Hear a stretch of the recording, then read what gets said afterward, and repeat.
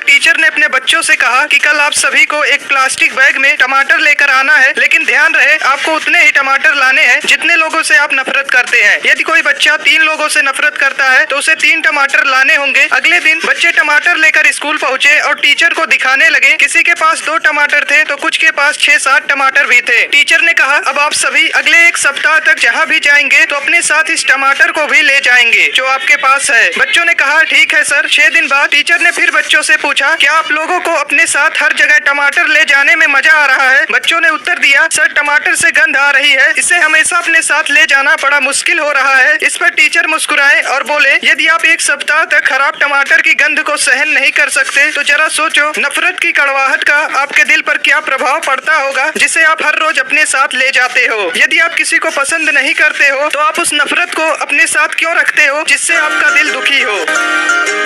माना उस शोल्डर पहनेगी तो तेरा कंधा दिखेगा, पर जिसकी नजरें खराब होगी उसे तेरा जिस्म सूट में भी गंदा दिखेगा।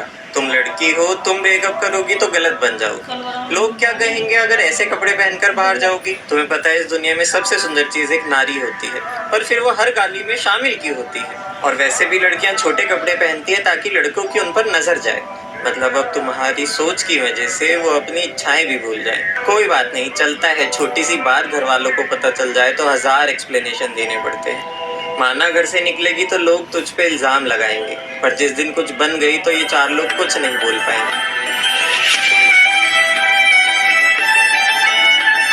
दोस्तों, फ्लोरिडा के एक स्कूल में ज्यादातर सीनियर लड़कियां स्कूल के वॉशरूम में लिपस्टिक लगाती थी, लेकिन प्रॉब्लम ये था कि लिपस्टिक को लगाने के बाद वो अपने होठों को शीशे में दबाती थी, जिससे रोज सैकड़ों होठों के निशान शीशे पर बन जाते। सफाई कर्मी हर रात शीशे को साफ करता, लेकिन अगले दिन फिर लड़कियां शीशे पर लिप प्रिंट लगा देती। सफाई कर्मी ने परेशान होकर यह बात स्कूल के प्रिंसिपल को बताया। प्रिंसिपल ने फैसला किया कुछ करना पड़ेगा।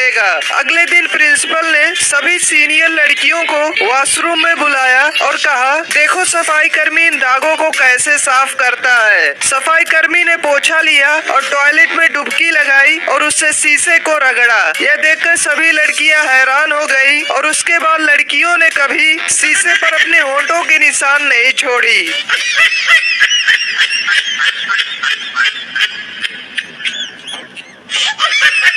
एक आदमी ने एक घर की घंटी बजाई तो अंदर से एक बच्चा बाहर आया। आदमी ने पूछा, बेटा क्या आपके पापा घर पर हैं? बच्चे ने कहा, अंकल पापा तो बाजार गए हैं। फिर आदमी ने कहा, तो चलो एक काम करो, अपने बड़े भाई को बुला लो। बच्चे ने कहा, पर अंकल भैया तो बाहर क्रिकेट खेलने गए हैं। फिर आदमी ने कहा, ओफो, एक काम करो, मम्मी तो घर पर ही होंगी ना, आप मम्मी को बुला लो। फिर बच्चा बोला, पर अंकल मम्मी तो किटी पार्टी में गई है। ये सुनकर आदमी उस बच्चे से परेशान हो गया और गुस्से में बोला, तो बेटा तुम घर पर क्यों बैठे हो? तुम भी कहीं चले जाओ। फिर बच्चा बोला, अरे अंकल मैं भी तो अपने दोस्त के घर आया हूँ।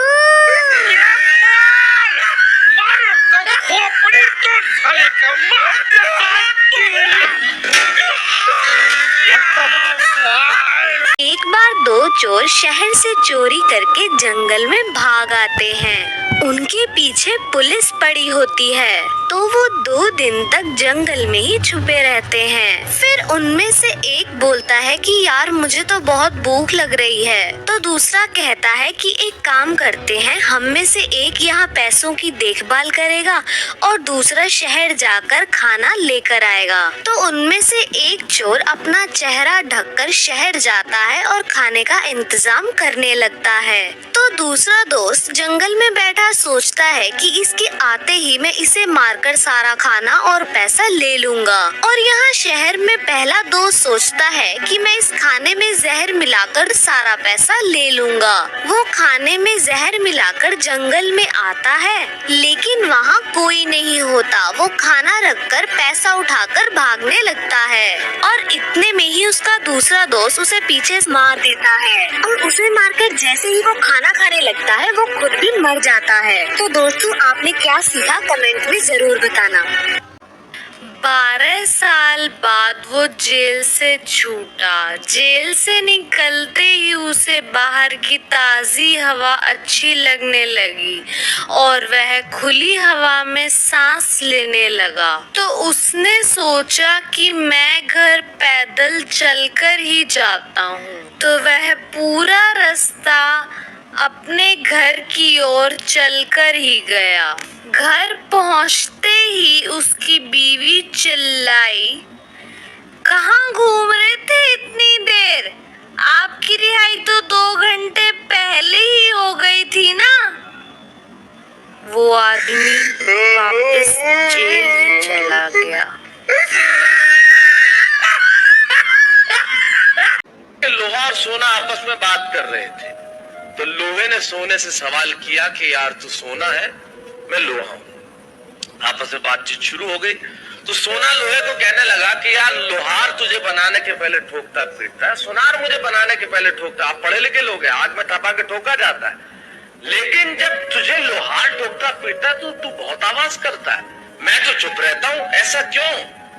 लोहे ने जो जवाब दिया वो मेरी कविता की जमीन है। लोहे ने कहा तो ठीक कहता है सोने, सुनार पीटता है तुझे लोहे की हथौड़ी से जो तेरी कुछ नहीं लगती। मैं लोहा हूं, मुझे जिससे पीटा जाता है वो लोहा है, और जब अपना अपने को पीटता है तो चीख तो निकलती है। वाह वाह वाह। एक नगर में एक मशहूर चित्रकार रहता था। चित्रकार ने एक बहुत सुंदर तस्वीर बनाई और उसे नगर के चौराहे पे जाकर लगा दिया और नीचे लिख दिया कि जिस किसी को जहाँ भी इसमें कोई कमी नजर आए वह वहाँ निशान लगा दे। जब उसने शाम को तस्वीर देखी तो उसकी पूरी तस्वीर निशानों से खराब हो चुकी थी। यह देखकर वह बहुत दुखी हुआ। तभी उसका एक मित्र वहाँ से गुजरा। उसने उसके दुखी होने का कारण पूछा तो उसने उसे पूरी घटना बताई। उसने कहा, एक काम करो, कल दूसरी तस्वीर बनाना, उसमें लिखना तो कहीं भी कोई कमी नजर आए उसे सही कर दे। उसने अगले दिन यही किया। शाम को जब उसने अपनी तस्वीर देखी तो उसने देखा कि तस्वीर पर किसी ने कुछ नहीं किया। वह संसार की रीति समझ गया। कमी निकालना, निंदा करना, बुराई करना आसान है, लेकिन उन कमियों को दूर करना अत्यंत कठिन होता है। जिंदगी आइसक्रीम की तरह है, टेस्ट करो तो भी पिघलती है, वेस्ट करो तो भी पिघलती है। इसलिए जिंदगी को टेस्ट करना सीखो। वेस्ट नंबर लाओ, 99 नंबर लाओ, 98 नंबर लाओ तो आप बहुत होशियार है। 33 नंबर लाओ, 30 नंबर लाओ तो आप बिल्कुल बेकार है। न्यूटन को तो जिंदगी में कभी भी 30 से ज्यादा नंबर आए नहीं, बेकार है न्यूटन। वो तो सारी दुनिया में पूजा जाता है, हमेशा ही फेल हुआ, पास ही नहीं हुआ कभी न्यूटन। स्कूल वालों ने निकाल दिया उसको कि हर बार फेल हो जाता है, ये पढ़ने लायक नहीं है। जब स्कूल ने निकाल दिया उसको तब उसका दिमाग खुल गया और उसने गिरते हुए सेब को देख लिया और उसने गुरुत्वाकर्षण का सिद्धांत दे दिया। जो आदमी स्कूल में फेल हो गया था अब सारी दुनिया उस पर पीएचडी करती है और उसके गुणगान करती है। माने फेल और पास होने से किसी व्यक्ति के जीवन का कोई लेना देना नहीं।